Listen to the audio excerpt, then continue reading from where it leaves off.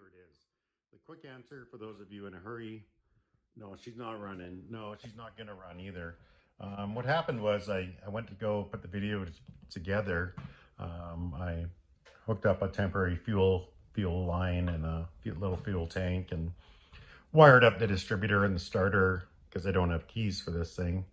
And I went to go change out the spark plugs because who wants to watch that on video? And when I did, I noticed that the plugs were in hand tight. I could take them all out with my fingertips.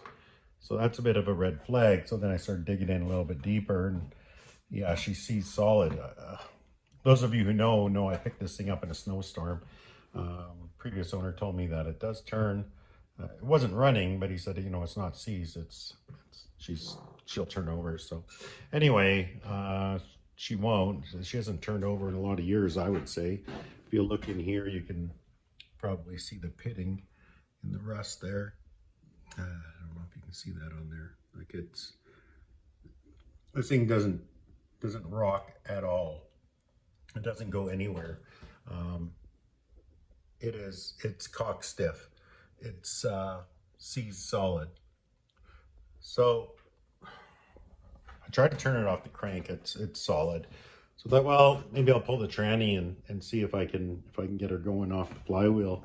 The tranny was also solid to the bell housing. The bell housing was solid to the engine.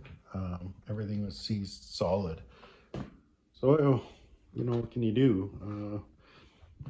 Got the only tool I know to stick stuff. Of course, this one's brand new because I loaned my other one out and it hasn't come back yet. So now I own two, which is good.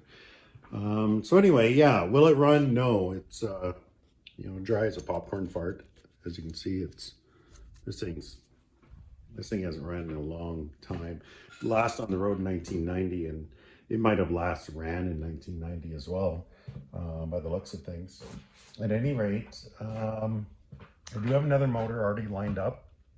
This one is completely removed. I just got to pick it out. Yes, I own an engine hoist, but that's actually lent out too right now, so I can't pull the motor.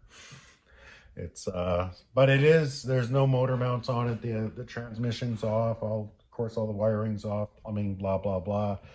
It is literally sitting on a jack stand in there, on a block. I don't know if you can see it down there, but trust me, she's ready to come out. If I was stronger and younger, I'd probably try and yank it out, but I'm older and wiser and not so strong. So there she stays. Everything did come out. You might be wondering what's going back in. So I got a Chevy 350 going in, and then I just happen to have a Muncie M18, so a little 3-speed. Basically the same tranny that came out.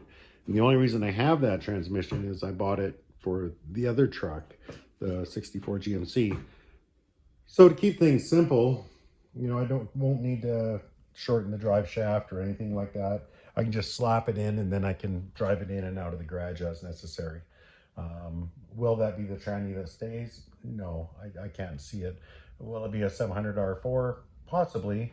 Will it be a 4-speed Muncie? Possibly. I have a 4-speed Muncie sitting on the shelf. It just needs to be rebuilt.